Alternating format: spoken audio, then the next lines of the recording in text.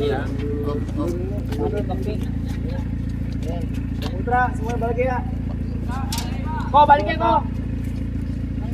Bang Bilar, sedikit ya Bang Bilar, congrats buat ini buat Lesti yang Lesti udah sendiri. Sudah gimana sih? gimana tanggapannya? Bang Bilar?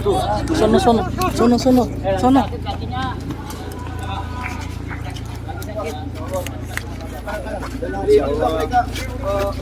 Ibadah umroh semua. Apa? Ibadah umroh semua. Ya itu artinya samping sisi profesionalisme para pemain kita tidak melupakan yang namanya ibadah ya. Respect pokoknya, apresiasi buat teman-teman yang teman-teman pemain timnas yang bergabung. Awas handphonenya. Terus Dan apa? itu udah Dede. Iya, alhamdulillah udah beres, tinggal sidangnya, tinggal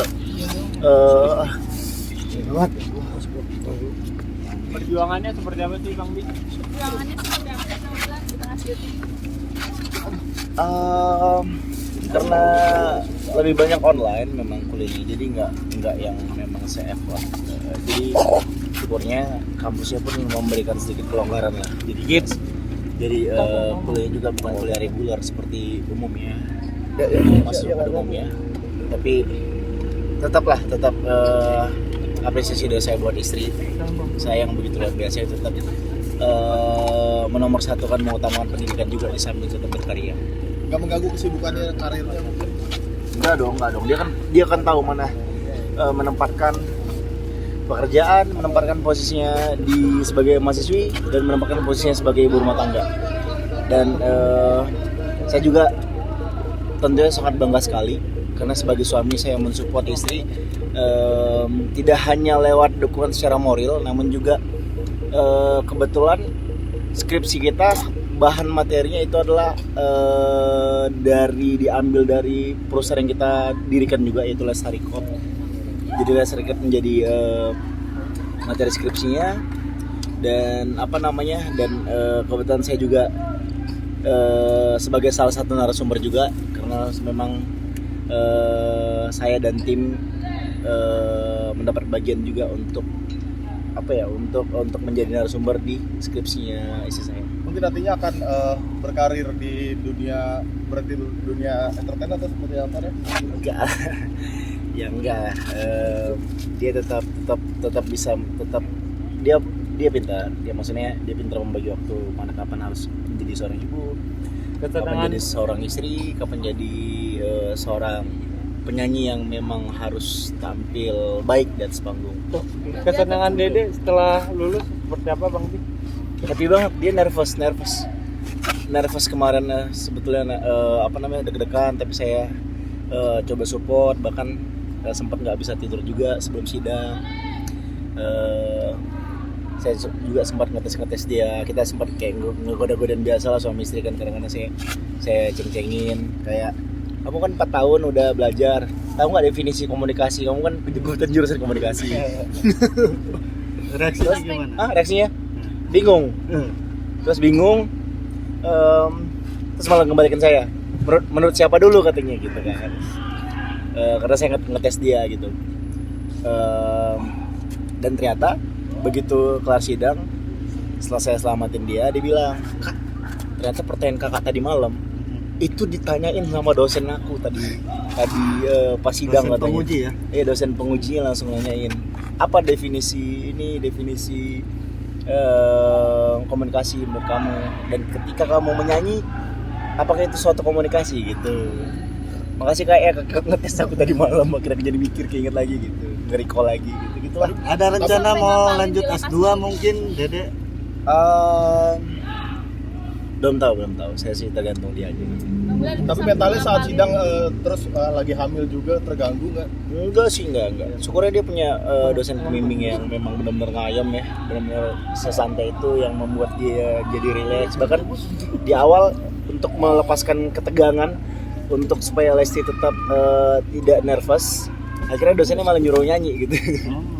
Jadi setelah itu Lesti sudah mulai lepas dan akhirnya bisa mempresentasikan hasil materi skripsi dengan baik. Sebagai suami ngasih kado apa mungkin? Karena Sebagai suami ngasih kado apa untuk istri? Enggak selalu apa-apa dipublish dong. Enggak selalu Udah apa-apa dipublish. disiapin Pak. Apa? Udah ada. Enggak selalu apa-apa dipublish. Oke, sejauh ini mungkin sebagai suami mungkin ada rencana pengen ngasih surprise apa, ngajak liburan kah nanti kadonya? Saat ini kita belum tahu karena pertama ini bulan 9 ini udah sebulan mendekati konser Lesti, konser istri saya. Istri saya masih persiapan karena ini dia benar-benar dedicated banget. Ini konser pertama dia, jadi mudah-mudahan banyak yang nonton ya teman-teman. Karena memang ini adalah suatu pencapaian archipan bagi penyanyi dan Lesti benar-benar totalitas banget buat di sini. Jadi selama sebulan penuh ini dia menyisihkan waktunya, energinya, pikirannya, stamina-nya semuanya dia curahkan untuk di konser ini. Dan begitu juga dengan saya. Kebetulan kita untuk Lestar sendiri dalam hal ini saya yang mengerjakan. Kita dapat bagian, kebetulan terima kasih Trinity sudah diajak untuk bisa sedikit membantu berkontribusi. Saya mengurusin merchandise, jualan juga untuk sponsor dan sebagainya gitu lah. Berarti Abang El bakalan dilibatkan juga karena kan kemarin di konser tuh sudah latihan nyanyi ya? Belum tahu ini mungkin ada ide ke situ nantinya surprise. Nggak, pokoknya ini konser yang menarik tentunya. Apakah melibatkan Abang El? Sepertinya kayaknya belum tahu, saya nggak bisa jawab sekarang. Dia sempat bikin jus nih buat bundanya sama Bang El, gimana ceritanya? Ya itu kan bagian dari kemarin kita sempat bikin konten bagian dari salah satu konten kita yang memang kita lagi ngulik tuh bundanya lagi pengen apa. Kadang-kadang bundanya suka ngidam dadakan gitu kan, dan kebetulan kemarin itu pengennya jus dibikinin anak sama bapak. Dan akhirnya kita duo bilar. Setelah kemarin duo bilar duet nyanyi lagu Terlalu Cinta, sekarang kita duet buat jus. Meskipun anak saya nggak ada kontribusi ya. Saya tuh pertama kali bikin jus. Dan saya nggak pernah sebelumnya bikin jus. Pertama kali seumur hidup saya bikin jus untuk istri saya. Effort dong. Tanggapan Dede gimana? Tanggapannya dia nggak percaya kalau itu bikinan saya. Oh iya. Karena kata dia manisnya itu pas banget katanya, itu kayak buatan mbak di rumah katanya. Manisnya pas, saya bilang enggak, ini kakak yang bikin sama abang gitu. Terus pas dilihat tayangannya, saya malah diomelin katanya. Kakak, ini nggak higienis kok kakak? Nggak, ini kakak kok langsung pakai tangan nggak? Mana nggak cuci tangan dulu lagi ya katanya gitu. Bang Bilar ini sudahnya sendiri. Abang El ngefans sama si Pak Haju. Apa? Abang El ngefans Mana sama si Pak Haju. jawab? Sudah Lestis sudah ada itu. Apa? Wisudanya mungkin ada jadwalnya sudah tahu kapan. Biasa akhir tahun kayaknya. Saya belum tahu. Nah, Bang El ngefans sama si Pak Haju, nah gimana tanggapannya? Reaksinya sebagai papanya. Ya ini kan sebetulnya sudah sempat saya jelaskan di beberapa konten, di beberapa kesempatan bahwa Abang L itu memang anaknya daya spontanisme itu tinggi ya. Jadi di beberapa kesempatan kadang-kadang kayak misalkan dia dengar satu lagu itu bisa nempel. Nah kemudian ada satu momen di mana waktu itu Abang L lagi mendengarkan percakapan bundanya sama si Faju lewat video call. Nah di situ dia mulai nyeplos cipa gitu. Terus nah Isa dia pernah satu momen tiba-tiba kita nggak tahu dia belajar dari mana, dia bilang pacar abang Cipa gitu, pacar abang Cipa. Dari situlah timbul jokes kita, pacar abang siapa Cipa gitu. Dan sampai sekarang berlanjut ketika Cipanya udah punya pacar lagi. Udah pernah ketemu belum sama Cipanya Bang El? Udah pernah sempat juga di beberapa konten ngelihat mereka sempat waktu itu mereka ketemu di Arisan kalau nggak salah ya. Gitu. Oke. Buat timnas support dulu. Ya pokoknya buat timnas ini langkah pertama kita untuk berlaga di round 3. Mudah-mudahan tentunya Besar harapan kami, ratusan juta masyarakat berharap kepada 23 pemuda yang berlaga di Arab Saudi nanti. Insya Allah tetap jangan jadikan ini beban yang akan menjatuhkan mental kalian. Jadikan ini ekspektasi kami yang tinggi ini, harapan kami yang begitu besar terhadap kalian ini bisa justru menjadi energi tambahan buat kalian untuk bisa tampil Spartan, untuk bisa tampil maksimal, untuk bisa tampil all out, dan syukur-syukur insya Allah kita bisa mencuri poin di Arab nanti. Karena memang kalau saya pribadi sendiri nih, saya termasuk yang minoritas ya, karena di luar sana banyak orang-orang yang ekspektasi tinggi banget ngelihat, karena banyak pemain diaspora yang memang sedikit banyaknya mempengaruhi performa kita belakangan.